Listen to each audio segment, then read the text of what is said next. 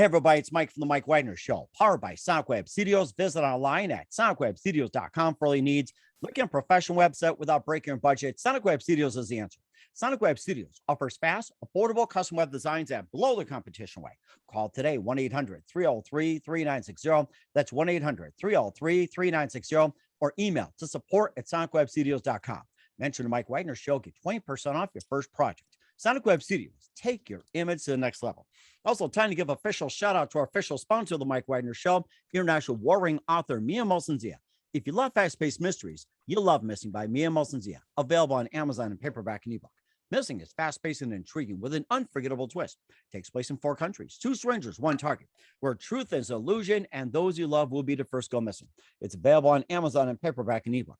Missing by Mia Molson-Zia has garnered great reviews and even loved and endorsed by Howard celebrities, including Joanna Cassidy, Forbes Riley, and many others. So grab your copy today for Goes Missing by Mia Molson-Zia, available on Amazon.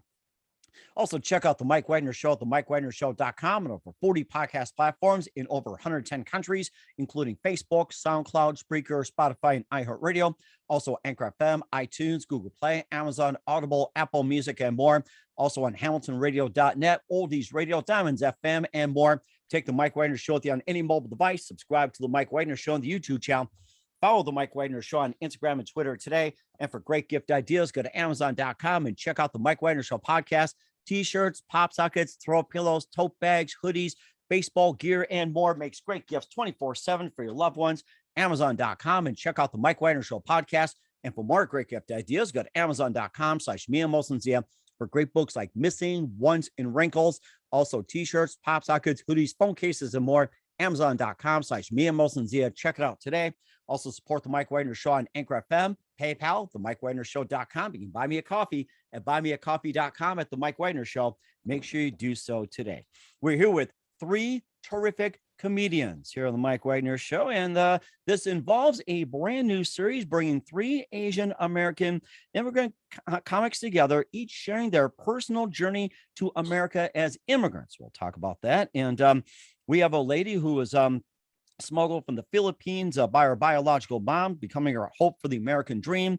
We also have another who was adopted by a white family and sent home and sent with a cookbook. And also we have another who learned English by watching Sister Act. I hope Whoopi Goldberg is watching this one, maybe just be inspired by this one as well too. And live, ladies and gentlemen, from the Plus Studios in beautiful downtown Los Angeles, we have 3 amazing comics on there, all coming together, sharing their stories in a series called Asian American Eyes, an immigrant comedy special, which is on the Real Women's Network, which debuted last month. Ladies and gentlemen, these are very multi-talented people: Nicky Endres, Ana Parsons, and Aidan Park. Guys, good morning, good afternoon, good evening. Thanks for joining us today. Hello. Excited. Hello. I want one of your pillows like yesterday. Can't believe.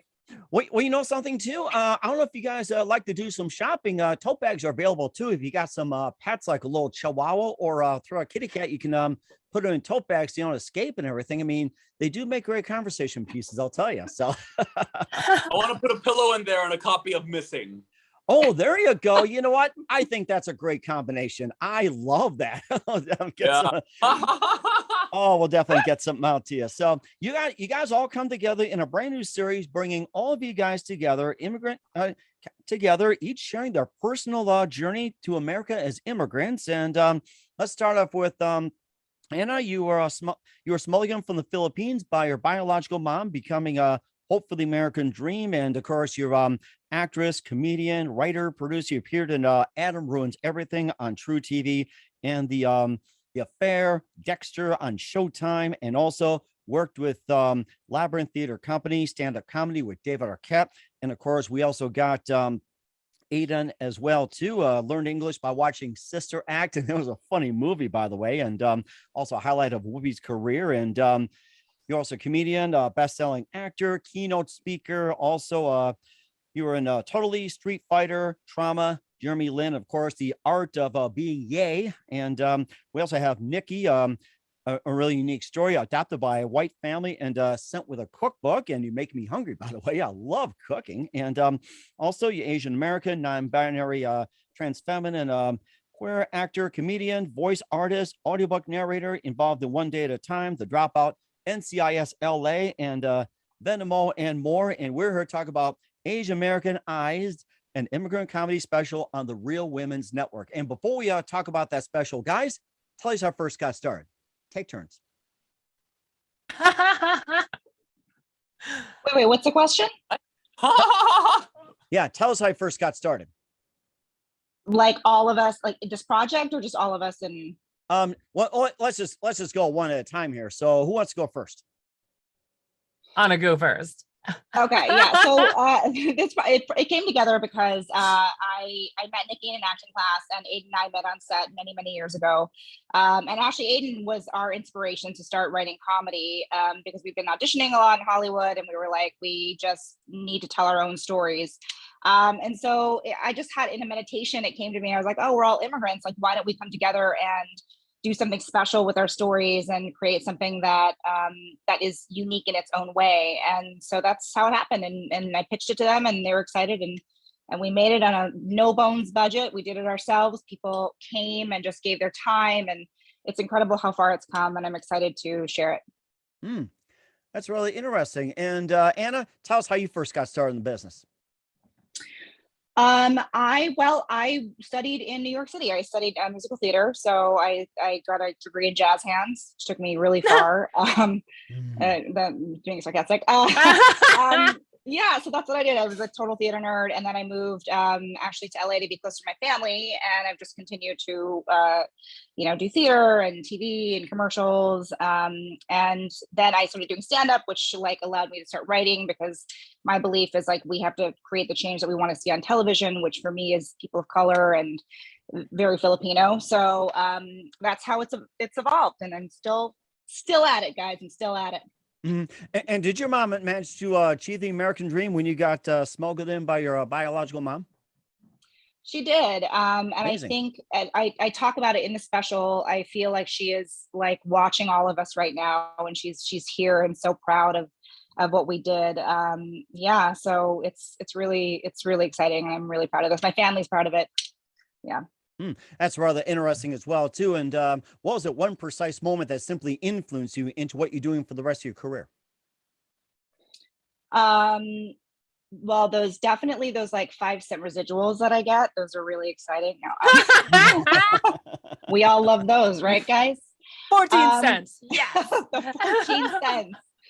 I think right now, because I've been so focused on writing, and I write a lot of spec television, again, around the Filipino American experience. And one time I had a reading of a pilot that I wrote called The Asian That Didn't. And we had the reading, and a Filipino, a dance troupe. I used to dance in a dance company. He came up to me and he said to me, you're telling my story, because he was gay in Texas, Filipino, he didn't fit in. And he was like crying, and I started crying, and I was like, wow, I wrote this thing, and he heard it, he felt seen. So like, how powerful is storytelling? So that is one bit that keeps me going, and I'm excited to create more. That's rather interesting too. And Nicky as well too, that Asian American, non-binary, trans feminine, queer actor, comedian, voice artist, audiobook narrator as well. And you also had a really unique story as well too, adopted by a white family, and you were sent with a cookbook. And tell us about how you got started in business, and what was the name of that cookbook? And so you're making me hungry already. Oh yeah. Oh, the cookbook was beautiful. It was this Xeroxed pamphlet with staples in it, and it was called Korean Cooking. Ooh. It was, it's an import. It's, it's an antique now at this point. But I think it's, all jokes aside, I was adopted as an infant, and I think that, the adoption agency had prepared for older children who had already become accustomed to Korean cuisine and grown up with it, to have an easier transition into Europe or America in the West, like where I grew up, there was no Asian grocery store. I had a lot of the ingredients that were replacements. And so it ended up tasting good, but like a Western fusion sort of American. Wow. Very Asian American. actually. Like my mom did her best. I loved it, but it was not authentically Korean tasting. But yeah, I got started. Gosh, it's always funny exploring this question for artists. For me, being an artist is an existential imperative, and I think before I had any language or wanted to or identified as an artist or an actor or performer, it's just a natural inclination. I had an affinity for making people laugh, and sort of I think about it as like curating in like emotional moments. So whether it was dancing on the coffee table, pretending to be Michael Jackson, or hopping around on a broom pretending to be the witch from The Wizard of Oz. It was always something. I had a big imagination, and I have and still am relatively shameless about self-expression. That's rather interesting. And what was it one precise moment that simply influenced you into do what you're doing for the rest of your career? Oh, you know what? Let me say this one. I came out as trans like midway through at this point, after several years building a resume in TV and film as a cisgender gay boy. And it was my first guest star on a show called Sullivan and Son on TBS. And the breakdown, which for non-Hollywood folks is kind of like the casting notices that go out. It's like a Jobs Wanted. it's our version of Jobs Wanted. And then you like apply by auditioning. And this audition was described as a quote drag queen unquote. And it was like one of those gender confusion jokes, which these days I think is a little problematic. But at the time, they were trying something. And I booked it. It was my first guest star. It was a sitcom. I love sitcoms because I feel like they're a good blend of the live theater and TV and film. And the casting director came up to me like on set and just expressed how grateful she was that they had found me. And she said something to the effect of, we didn't really know how to describe what we were looking for. And we saw a lot of funny gay guys, but, you came in and you were just a girl. And that to me was like what I didn't know I needed to hear it. But as a person who does not experience dysphoria in my body, like I like my body, but I, being a trans person, I wanted to live as a different gender than I was assigned when I was born. Having that kind of feedback and having someone see the real me inside, someone I didn't even know, no friend, not a friend, no one with any vested interest in my happiness or well-being, just somebody with a kind, honest word, really for me, signaled for me it was time to come out and that I really was trans. And so that changed the whole second chapter of my career, and I ended up having to really kind of start over. I didn't work for 5 years, and then I just started again with co-stars and have been building back up into guest stars and regular or going for series regulars this pilot season. So it's been kind of a double journey for me, and but that moment I do hold and treasure as a significant turn. That's a very interesting journey, I gotta say that. And then Aidan, let's go over to you here. You're a comedian, best-selling author, keynote speaker. You've been totally Street Fighter, Trauma, Jeremy Lin, Art of Being Gay. You learned English by watching Sister Act. And then tell us how you got started in business, besides watching Sister Act. So How I got started in show business? Yes. Okay, well, I did a high school musical. And what was funny? I moved to the United States when I was 9, and back in Korea, I was like a good student. I had a lot of friends and stuff, and I moved here, couldn't speak the language. I couldn't, I wasn't good at anything all of a sudden academically. And my mom actually got blackmailed into going across the country with the threat of being reported to the INS by this really awful man. And so I kind of lost everything. And so from 9 to about 14, I was very, very sad because I didn't feel like I was good at anything. I had no real emotional support. It was just very difficult being raised by my grandmother in government housing, you know. And then I auditioned for a musical in high school. And then I was like, oh, I got in the ensemble, barely. I couldn't even go box. It was really pathetic. And I still talk to the drama teachers, and I'm just like, how did I get in? And I was like, I'm pretty sure they were just feeling sorry for me. Anyway, so I got in, and I felt like, oh, I have something that I might be maybe kind of good at. And so it actually gave me a reason to live, I would say, because I really did. Like, even at that young, 12, 13, I was like, why am I here? Like, I don't even know. I felt so hopeless. So, yeah. So that's how I got started. And I loved it. It was fun. So I kept going. A happy origin story.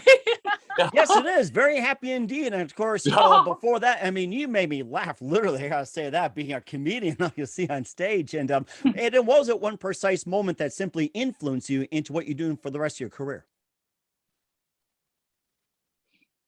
As a comedian or as like a performer, or just in general, like in your career. It can be a comedian, performer. Okay. It's up to you. The one precise I moment gave said theater because I did 9 productions of Miss Saigon. I got pretty good at musicals, but I did 9 productions of Miss Saigon, and I was like, I don't want to see a 10th. So I was looking forward to number 10. I'm not gonna do double digits of it. You know what I mean? Like, it's not gonna happen. So I was like, all right. So what can I do to express myself without having to necessarily, have to do another production of Miss Saigon? And I got into comedy, and I was like, this is it. So I decided to put all my eggs in the basket of comedy, stand-up comedy, and kind of move in that direction, to lean into self-expression. That's kind of what happened. And I would say that was a defining moment. That's really interesting. And guys, who are some of your favorite actors, comedians, and also movies and shows when you guys were growing up? So again, take turns. Who are some of your favorites growing up? Actors, comedians, like that. Well, in terms of comedians, I'm like super old school. So I love the Richard Pryor, the Eddie Murphy, Raw. I mean, that stuff back in the day was just like, him in that red suit, just like swaying out, you know what I mean? Like, and I think that was the interesting thing too, as I think back on it, was his stories came from, this sort of a semblance of trauma with his like mom, like hitting him and stuff, but he found a way to make it really, really funny. So I'm like super down with the old school comedy. I love Mark Maron too. He's not very old school, but. That's really interesting. I guess the slap takes on a different meaning these days after what happened at the academies. Yeah.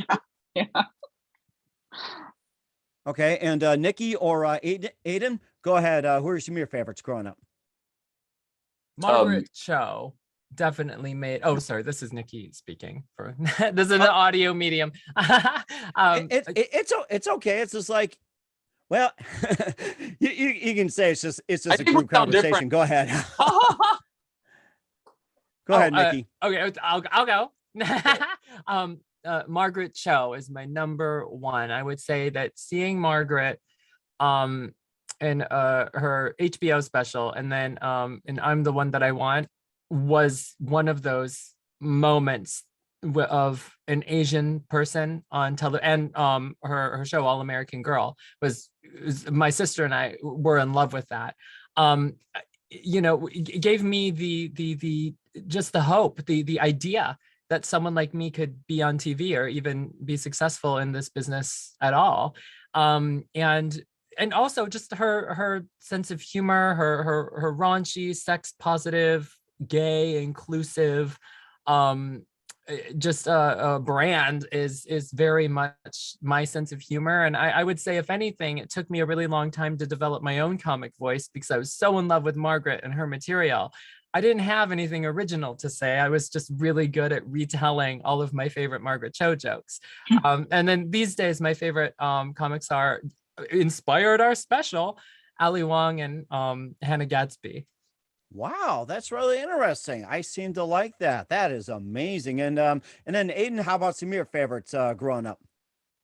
Margaret Cho. Actually, when I first moved to the US, I was 9. and I saw her on TV, and I was like, oh, there's Asian people on TV in the US. Who knew? Really. And we went on to perform together, Margaret and I, and she ended up writing the foreword to my book. And so it was a really big winning moment for me, actually. And because she influenced me a lot, being a little in-closet gay boy in San Francisco, watching her specials was really special. Watching her special was really special. Very special, special, special, special, special. Yeah.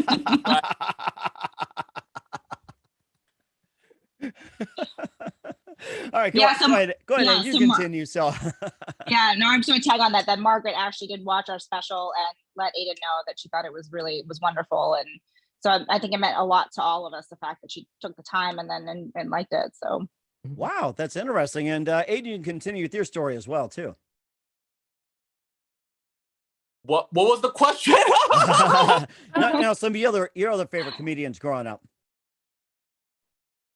You know what? I watched this Paula Poundstone special, and she just ribbed the audience. And I'm a very audience work heavy comedian, which I have to rein in for the specials, which is proud half my show. So, but Paula Poundstone just went at the audience, like that was her thing, and so I really loved that approach. So yeah, Paula Poundstone.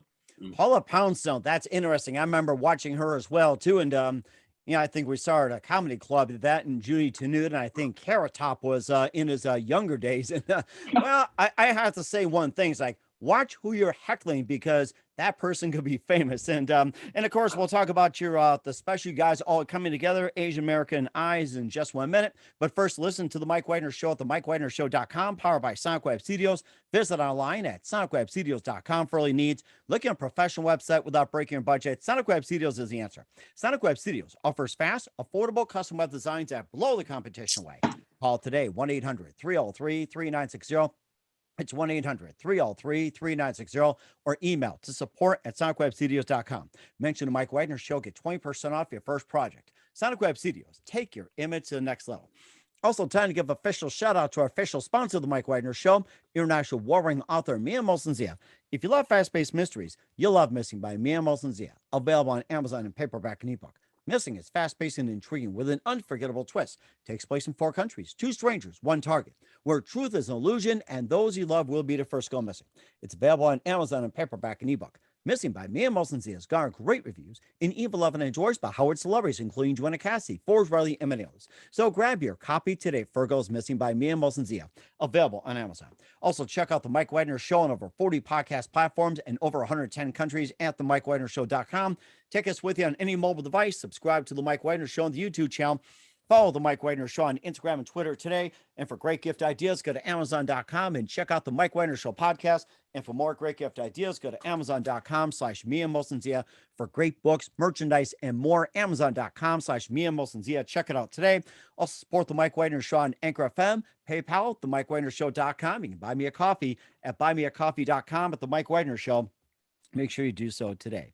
We're here with 3 terrific comedians here on the Mike Widener Show. Call themselves the Asian Comics. It's a brand new series bringing 3 Asian American immigrant comedians together, each sharing their personal journey to America as immigrants. It's called Asian American Eyes, an immigrant comedy special featured on the Real Women's Network. We have Nicky, Endres, we have Ana Parsons, and Aidan Park as well, too. We talked about their stories and how they came together. And of course, you just have like a really, really common theme as well, too. And just coming together, sharing stories, and also the fact that sharing stories alike, and the making of the special and everything. And I guess what was just the inspiration and the reason behind this as well, too. It's being directed by Felipe Figueroa as well, too. And I mean, just really heartwarming as well. thank you. Yeah, I mean, it was like, again, it was a thing where I think I pitched it. We all, I pitched it, and we all came together, and we had about a year-long process of rehearsal and rewriting things and making sure things were fitting, taking things out that didn't work. Just coming together as a team and putting it all together. And we actually shot it a week before the pandemic. So I mean, a week to the day, like the week it shut off a week after, and we were like, oh my gosh, I can't believe that we were able to get this shot, because had it been a week later, it, wouldn't have happened. So it's practically a miracle. And now that it's out and people are really responding to it, it's awesome. Mm-hmm. And Nicky and Aidan, you can also chime in as well too from your perspectives. Yeah, yes, and I Anna covered it all, but yeah, it was like 6 days, and then LA locked down in the pandemic. So it was a whirlwind. And I guess funny story for me, I had calcium deposits in my right eyelid, which I had to go to the emergency room and get removed a day before we shot. Oh so no. yeah, so I was having anxiety thinking, oh, we should reschedule it. And I changed my outfit, my makeup, everything. I just made everything red because I figured, oh, if I'm just in a bunch of shades of red, maybe no one will notice that one of my eyes is bloodshot. And so it's just the juxtaposition between like that happening right before we shot and then the pandemic. I was just happy that I could be present and hanging out with my friends because I, devolved into a puddle of anxiety for a year afterwards. That's so interesting. I'm sitting here going, oh, that's a good trick. Is that what you do? Like, is that like if you have a red eye, like you just wear red? And then well, I think it worked because like when you watch it, it's not like it pops out at you. No. But like I was gonna wear like a blue frock. I was gonna like have my hair done differently. And I'm like, no. We have to just everything monochromatic. With your teeth, red, white, and blue, so America. Red, white. Oh, there you go. And I want to tag on that when we were shooting a special, I don't know if you guys had this happen when you were working up there, but there were moments that I think, especially at the end of my set, where you're in the moment and you're telling the joke, but like I think the beauty of what our special does is it's not just haha, it's haha and cry. It's like it connects to you and it like tugs at your heart. So I had this moment where I was like at the end and I'm saying mahal kita, I'm saying I love you, my mom, as my mom, and I'm looking in the audience and I just see people in tears. Like I just see them like so moved by it. And that was just incredible, because there's nothing like that where in the sense of like you expect a comedy special to be like, haha, you're gonna walk out and it's like, but people were like, oh my gosh, this is the night of storytelling. This is like, and this like it connected to them. So that was it was pretty beautiful. Yeah, that's a really good point. And you talked on that earlier, Anna, just the power of the storytelling. And we've all said, how seeing someone like Margaret Cho on TV when we were younger, I mean, the visibility, can't be taken for granted. I don't think that we can overstate the importance of how the stories we tell reflect what's going on in the world. And when people are left out of that, of participating in that, there's this whole chunk of human experience that is left invisible and untold. And the best stories, I think, are universal human experiences and the diversity of specific details that come in from different perspectives, whether you're, no matter your gender or your race or your religion or upbringing or age. Like the best stories are all going to have that core heart, I think. And the exciting, fun part for me as both an artist and an audience member is to be surprised and feel deep feelings told from many different perspectives. I think that's the most beautiful part and of the human connection and storytelling. And that was one of our artistic goals. And I think we really delivered on that. I'm really proud. That is quite interesting. And of course, Aidan, you can also, chip in as well too, like some of the stories you shared and everything else and, how you connected and everything. And I got to say this, like, you've got great potential to be one of the best comedians out there. So, and if you want to just do a little comedy skit, go at it. So, well, yaka. yaka, yeah. Okay, well, thank you. I have personal, this is meaningful because Anna and I met in 2009 being extras for a music video called I Love College. When we looked like college students, and I just moved to LA and she was the first person I met, and we both did Shakespeare. in a sea of just like college kids. It's like, I want to be a star. Like, and then she and I really connected over theater. And I met Nicky because I lost my partner. It was my first birthday. Well, it was Anna's birthday party. And I lost my partner the first Anna's birthday after I lost my partner. And I was a mess. And I met Nicky, but like we like immediately were like, who are you? And we had this, Yeah. what? Who are you? And so we all kind of did this thing together. We had this connection, and we met during a really challenging, for me at least personally, transition time. You know, I moved to LA, and you know, that's my partner, and I felt, and so for us, the three of us, to stand together on this, meaningful, really meaningful on a personal level, you know, beyond us being Asian or us being immigrants, on a personal human level, really special to me, these people, you know? So, yeah. Yes, that's very interesting as well too, and maybe some other stories you wanted to share as well too, and also some of the more interesting ones, and maybe like some of the challenges that you guys encounter, or maybe what are some of the things that you want the audience to come away with after watching the special.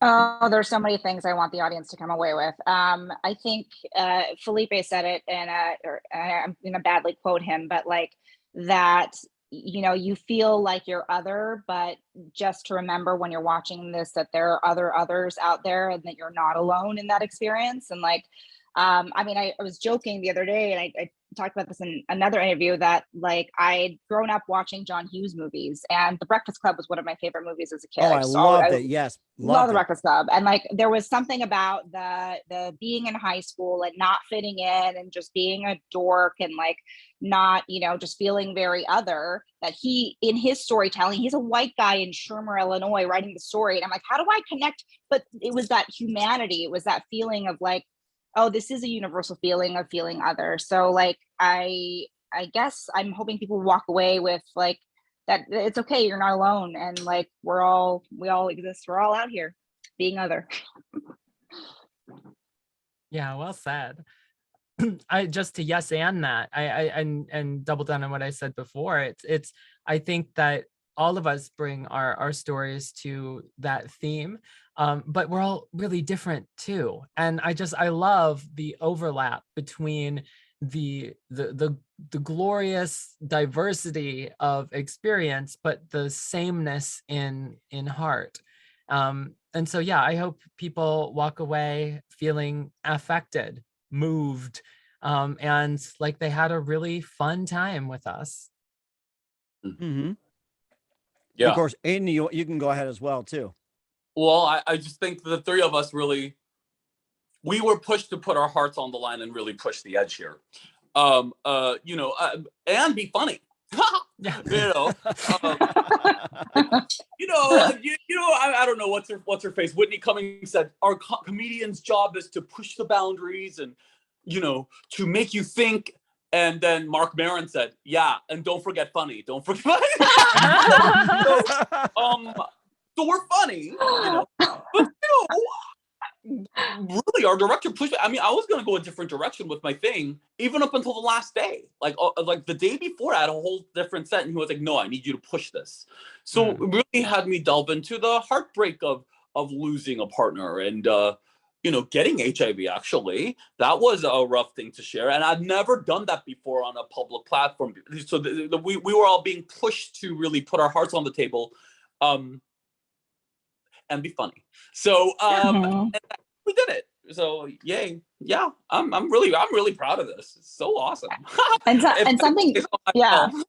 Something, and to yes, and that I think something you said, Aidan, and another thing, that the power of the vulnerability, right? It's like there's so much power in being vulnerable and in being sort of naked in this way, where we're naked and funny, but vulnerable, and like that's how people connect. That's how, and I think that's how the special is going to connect to people, is because we are. That's and really it is funny. And it's funny. Yes, it is. That's right. Naked and funny. I seem to like that. And then lastly, where can we find Asian American Eyes at as well too? Where can we find all that? So it's on the Real Women's Network, and you can rent or purchase our special there. And you can, it's a streamer, and REEL, oh God, REELV. Oh my God, you guys, I cannot spell. Real is in movie real. Yeah. Movie Women's reel, Network, as in yeah. movie reel. And you can rent or purchase us, and then you can like cast it on your TV and watch us on the big screen. Okay. All right. We'll certainly check that out. And what's coming up for the Asian comics and more? You listen to the Mike Widener Show at the MikeWidenerShow.com, powered by Sonic Web Studios. Visit online at SonicWebStudios.com for all your needs. Also brought to you by our official sponsor, the Mike Widener Show, international war ring author Mia Molson's The Missing, available on Amazon and paperback and ebook. We'll be back with the Asian comics of Nicky, Anna, and Aidan after this time out. We're back with the Asian comics from Asian American Eyes, Immigrant Comedy Special on the Real Women's Network and the Mike Widener Show with Nicky Endres, Ana Parsons, and Aidan Park. And you guys have been absolutely fantastic. And what can we expect from you guys in 2022 and beyond, either as a group or individually? So I'm Anna, I'm writing. So I'm actually polishing up a couple pilots that I've been working on, both actually everything I literally write is about the Filipino American experience. So I'm working on a Filipino sitcom and then another sort of dark comedy about being a failed Filipino because I didn't become a nurse. So I'm working on some TV stuff. Okay. And Aidan? Well, believe it or not, I'm gonna be on the OnlyFans first comedy show because they're trying to break out of porn, and so they were like, "We want you to do this comedy." I'm like, okay.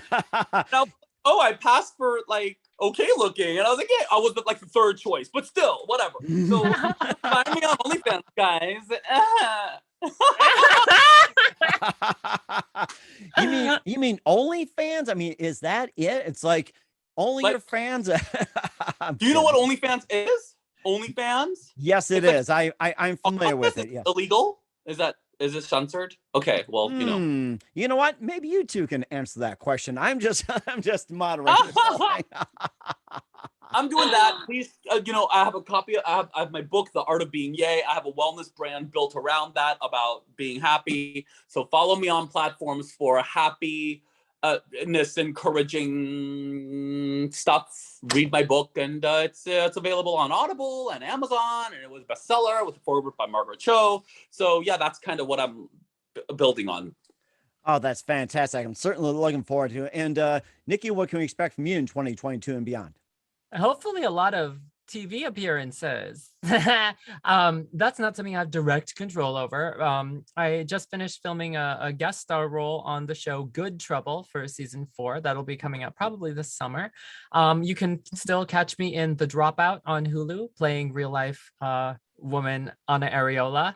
And and I'm working on a bunch of audiobooks. So right now I'm recording a nonfiction about the evolution of drag coming out of Brooklyn in the early 2000s. So yeah, I look forward to a lot of cool projects releasing throughout the year. And certainly do so, and we're looking forward to it as well. And who do you consider biggest influences in your careers? Oh my gosh, that's a big one. Biggest influences. Well, I would say in terms of a writer for me, I would say, well, obviously Joe Coy, paving the path for Filipino American comics, and he also, everyone auditioned for Joseph, which is his new series on ABC. So definitely him as a writer, and I would also say primarily because it's a show that also has a Filipino protagonist is Miranda Kwok. Miranda Kwok, because she created the show The Cleaning Lady, and I'm also a nerding out fan of Phoebe Waller-Bridge. I mean, like, for Fleabag, because I come from theater, so it's like Fleabag, she created the show. She's a writer, she's a boss ass bitch. She's like literally everything. She's a theater girl, and she creates television, and she acts. Like, she's everything. Yeah. Oh, it's amazing. And then Aidan as well, or let's see, I'm trying to think who are we missing here for biggest influences? Do we cover everybody? Oh, you know what? Let me go, because Phoebe Waller-Bridge is definitely a segue one for me. Love her work. Love Fleabag's one of the best shows ever, period. I would say my showrunners from One Day at a Time, Gloria Calderon-Kellett and Mike Royce, have been just amazing. They're both just amazing human beings and very talented. But also just what I'm in this, oversaturated Hollywood market and age of streaming and social media. I've really kind of embraced branding, and I don't mean from a commercializing kind of point of view. I mean from a mission, vision, values, like CEO of my own self business as artist point of view, and that aligning and working with artists and professionals with a shared brand for inclusion and diversity and sustainability, about responsible storytelling, conscientiousness, and really not being proselytizing, but a little bit of edutainment in there, just to help infuse entertainment with a mission beyond just being fun. Like those are the artists that I have most adored working with, the artists that I most keep in touch with, producers, directors, fellow actors, writers. And I think that you're working on One Day at a Time was really a highlight for me in terms of my development as an artist, and continues to be a guiding light for me today. That is so amazing, guys. I mean, you guys got some great stories there. And what's the best advice you guys can give to anybody at this point? Be yourself. It's so cheesy. I don't know. I think especially in Hollywood, and I think it's something Aidan said before many times, is like, you can't be anybody else. You really have to embrace who you are. Like, I think that's, Aidan, you said you were teaching some kids in Pennsylvania where you are, a class. And the thing is like, if you don't embrace who you are, you're just going to lose yourself in Hollywood. So, and I think that that's especially what we did with this show, was like, we really embraced our stories. We embraced our uniqueness. And we brought that to the camera and to this project. So that's probably what I'd also tell my younger self. Okay. All right. Yeah. Mm. Okay. Go ahead. Who's next? All right. I would say your emotions won't lie to you. Lean into them. You might make some mistakes, but you'll find in the long scope of things, listen to your emotions. If you listen to your emotions, you'll get there eventually. You might make a few missteps along the way, but that's part of the learning process. Don't ignore your emotions. Listen to your emotions. Lean into your gut. Yes, definitely. Or you'll be totally lost. Yes, I should do that too. So eventually. Yes, definitely. I like that one. And Nicky, how about you? Best advice? I would say be generous. Self-care is important. So, make sure you've got your own resources covered. But I don't just mean, fiscally or energy wise. I mean, just the spirit of generosity. I think that Hollywood can feel, and it is, rather competitive. And it's easy to get stuck in a mind frame of starvation mode and pettiness and insecurity. And none of that helps your art. None of that helps you as a business person, as a professional. And networking isn't about finding people who are going to help you. It's collaboration and networking. For me, what has really helped reframe things for me is thinking about it as collaborative solutioning for puzzles that a lot of people have. And, is what I do going to contribute to the solution for your puzzle today? Maybe, maybe not. How about this other puzzle tomorrow? Maybe we're a perfect fit. And connecting other people whose work I love and believe in with, like minds, and kind of spreading that love around. And that has really, in a very difficult up and down emotional roller coaster of a career, really given me a guiding light and a community of people that I love to work with and love to collaborate with. And so that's something I'd tell my younger self and any artist coming up, because it's, we're really oversaturated in content. And I think it's, just looks and talent are never going to be enough for that, And that's a really good point as well, too. So once again, the Asian comics, Nicky, Endres, Ana Parsons, and Aidan Park on the Mike Wagner Show with Asian American Eyed and Immigrant Comedy Special on the Real Women's Network. Guys, a very big thank you for your time. You all were absolutely fantastic. Loved you guys. Looking forward to having you again soon. Make sure you keep in touch, keep us up to date and everything else. Once again, tell us about your upcoming projects. What are your websites? How do people contact you? Where can people purchase or check out Asian American Eyes and more? Anna, I'm Ana Parsons, ANATUAZONPARSONS. That's at Instagram and Twitter. And I think Ana Parsons actor for Facebook. I have a website, anaparsons.com. There's always just Google in general. Just Google you and me. Yeah, that's where I'm at. That's where I'm at. Okay. All right. Guys. Oh, you can find me on all socials at Mix Nicky E. That is MXNICKYE. And my website is nickyendres.com. And you can catch we cross-link to everything. So if you find one of us, you will find Asian American Eyes. You will find the rest of us. Just Google it. It's great. We try to be very discoverable. And that's a good thing. Aidan, where can we find you at? Well, at one of their platforms and at Aidan Park Show. Check out my website, The Art of Being a Yay, where you'll be able to, get on my newsletter. There's a Feel Better newsletter that goes out every week and lots of helpful tips and fun things, and get a copy of my book. And don't forget to get a copy of Missing. And yes, or you'll go missing. Yeah. So get Missing and The Art of Being A. Yeah. Yes, that's right. What a combination. Guys, a very big thank you for your time. You guys are fantastic. Looking forward to and soon. Keep us up to date. Keep in touch. Love to have you back. We wish you all best. And guys, you've got a great future ahead of you. Yahoo, Thank you so much, Mike. Cheers. Thank you.